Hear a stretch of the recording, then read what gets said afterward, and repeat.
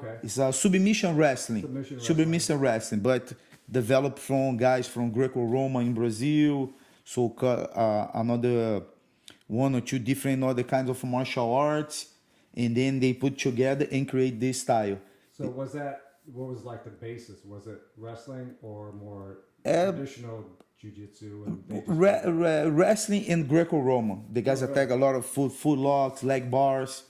So for sure, they was the biggest challenge for jiu-jitsu fight at that time, because the guys are very conditioned physically, physical conditioning, and have a good technique and have a chance to prove the jiu-jitsu fighters against the luta livre fighters put on the open channel in Brazil. And I think this was the first boom of jiu-jitsu in Brazil and internationally too. So after that day, started my interest to train not just the grappling but the striking, because I was necessary to be successful in Vale Tudo fights. Was this stuff televised back then? Was it, or how did you guys see it? Was it televised like on Yeah, TV or on the TV, on just regular on the TV, the regular TV back yeah, then? Yeah. yeah, the open channel. So have a big audience, and since this day, people start training, looking for other kinds of martial arts too. But jiu-jitsu stayed the number one. But I really developed interest for striking, and I saw on the Muay Thai the most complete kind of striking fight. Right, because you could kick. Probably the kicks are probably that's what's most notable for Muay Thai fighting is, you know, the kicks and the way you strike with the hands up posture and the way that you kind of use your body. That's probably the most noticeable than leg kicking, right? I mean, Yeah. that's what we notice about Muay Thai is just how strong they are with their kicks. That, you know, nowadays, you know, we take for granted. We see it all the time, but that's something that probably back then the only time I think I heard of Muay Thai was it had to be from a movie. That's probably the only time I ever saw it was in a movie, the Muay Thai striking, because other than that, I didn't really see any gyms here in Chicago. There probably were some, Yeah, but no I much. didn't see them. I mean, that's, you know, now I think it's, you know, becoming more prominent. Yeah, and now people have more information about the traditional Muay Thai, because on the past, even when I start training on Muay Thai, but it's not a pure style of Muay Thai. A little mix in between kickboxing and taekwondo, but people name it Muay Thai. But with the years and experience and traveling, when I have access to train the original Muay Thai, then really start my passion for this art. Well, that's what I noticed in the fights. I've been to a few fights, and well, I want to talk about those too, especially the fight coming up in August. Is you have actual like traditional openings in the Muay Thai fights. I noticed that some of the guys, I don't know if they all do. I've seen a few guys, you know, where they wear the headdress and they do opening poses. What is that? Is that something that you have the fighters do, or is this something that the fighters normally do as kind of a respect to the fighting? Yeah, since I started the idea to start build the promotion, but I'm 100% focused on the tradition, because the sport is too big now. I have a lot of different associations, but for example, here on United States, the kickboxing is very popular too. Since from 70s, people have been produced shows in schools, academies, everything involved with this business. But since my first trip in 2013, when I started the relationship with the heads from the World Muay Thai organization, I'm very focused to bring here all the tradition. The same thing I saw on the stadiums over there with all the ritual before the fights, and people dress the monko, then represent the academy, the project, like amulets that can bring lucky. I try every show make it more close than people doing over there. Yeah, I noticed that during the fights that the fighters had the traditional music in the background. So Yeah. I mean, is that something that you see a lot of Muay Thai schools do? Are they doing it traditionally, or is this something that you're doing more, bringing it here? Now the things start change.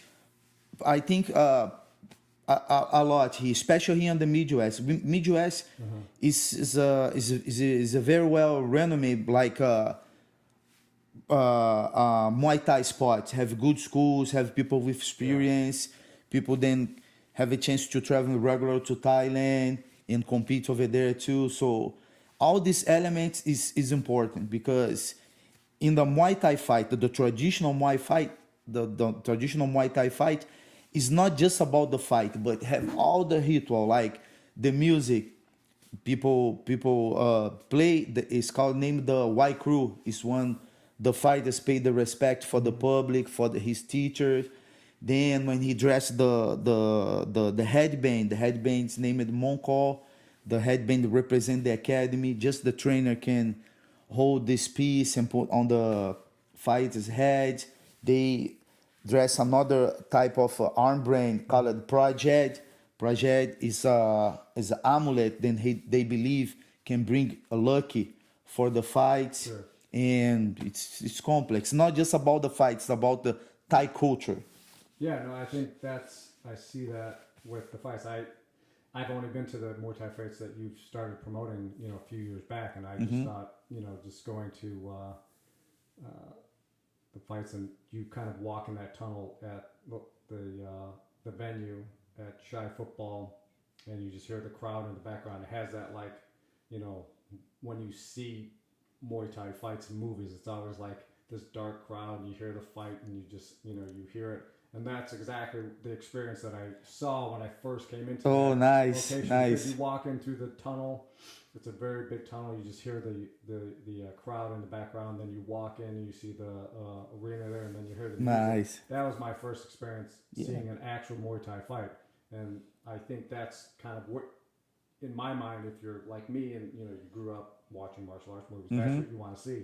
And other than remember in the bad movies they would like put like glue on their hands and get the glass on their hands. Yeah, films from Jean-Claude Van Damme. I'm thinking, if I see a big bucket of glass and these guys putting their fists in there, I'm gonna blow my mind. And it's gonna freak me out if I see this. But no, it was traditional Muay Thai. Yeah. It was you had great crowds. They were so into it, and that's kind of how I see it. And I haven't seen. This is exactly what I'm looking for to build this environment, because in the biggest stages in Thailand, like a Rajaman stage and Lumpini stage and located in Bangkok, have this interaction. It's not just to keep the ring and the crowd far away from the ring. No, people are close and show the emotions.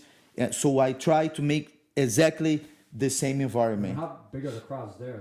That has to be huge crowds for those. It's a big, because it's big stage in the big fight with big promotion. You can have in the stage and about 10,000 people. That's crazy. It's crazy. Because that's just their.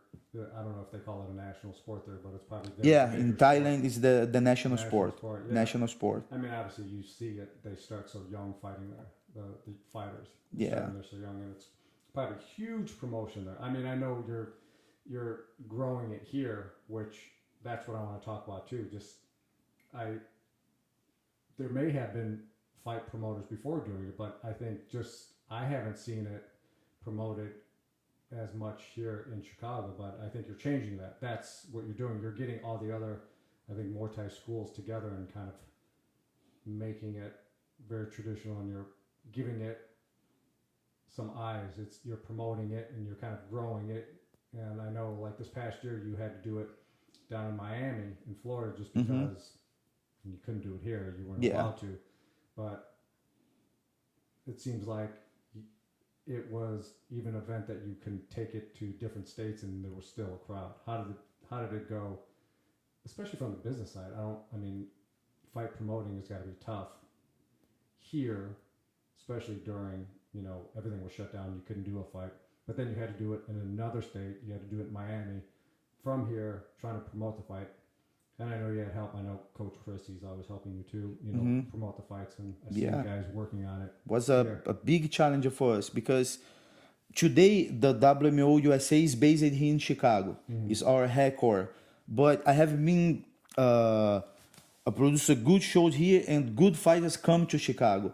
And these fighters, when come back, especially the teams and the coach, talk about the show, and I have contact with people from the other states. And 2 months ago, I had the chance to make the show in Miami. It was a very good turnout. I'm very satisfied with the results. What I looking for. I found in Miami good environment. The weather is good. Yeah. Have very good schools. So people have interest for this kind of work, traditional Muay Thai, and I'm very happy. Maybe I'll be back to produce other shows there. Yeah, it looked like, you know, you just at least had a chance to promote it. I don't know if it was as big as far as how many fights you were able to have, but at least you're able to promote it there. And I think it seemed like it went well. I know you did some Instagram live streaming to promote it, which is kind of cool. I was noticing that on Instagram live. You got to see some of the fights. You had, I think, probably a camera there, production down there. So that helped promote it down there. Were there any fighters from here able to go down, or were they all just local Florida fighters? No, now I try to make a mix. For example, in Chicago, I have a certain number of spots for the local fights, but it's important to bring another fighters to fight here. Now for the title fight, I have guys from Miami, from Houston, Wisconsin, and I think have one guy from New York too. Yeah. So now it's nationwide. Yeah, I was just looking at all the fights. I mean, are you still working on the card here? Yeah, so I already have 12 fights, and probably this show I will run with 14. Yeah. 14 fights. And so the main and the co-main event will be 2 very good fights. Yeah, I'm just trying to find the Instagram page. We can go through some of the fights. I don't want to go through all of them. I mean, there's lots of people on the fight, obviously. But just want to... You can just talk about maybe the main events. And I know that you have male and female fighters, which I think is great that you know, you're able to do this.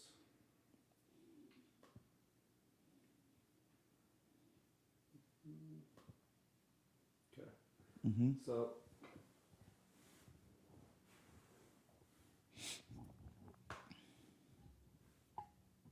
who's your main event? The main event is Main event. Is that Grab Noel against Nanhu. Are these guys local or are they? Yeah. The Gurb is from Miami. Okay. And Nan's from Chicago. And he's the who has the belt now? Now this title is vacant. Oh, it's vacant. Yeah. Okay. Well, that's great. In 147 pounds, and the co-main event is Tiara Brandt against Destiny Taylor. Tiara Brandt, I can call her one of the best amateur female fighters in the United States today. Hold a lot of different titles, and Destiny Taylor, I think, is the best female representative for Muay Thai on the Midwest. That's great. Very experienced, great technique. This fight, you'll be fired. And how many weight classes do you guys have in the WM? In the WMO, it's from 125 and 125 until 205 and above for the heavyweights. Do you have any heavyweights in this one? Yeah. Yeah. This fight, Andrew Jones versus Adrian Brew. Andrew Jones from Ohio, Adrian Brew from Chicago. 2 powerful fighters. Some big guys, yeah. The big guys. Yeah, I see some of the guys when you're coaching them in the gym. This will be the first heavyweight fight for the WMO. Oh, that's great. So you have a lot of expectation for this fight. No, that's awesome. I think that's the evolution of what you're doing. Exactly. With the fights. That's what I see just from, I think, just the business side, just it being able to evolve into something bigger and having it here. Yeah. Because my idea with the WMO when I started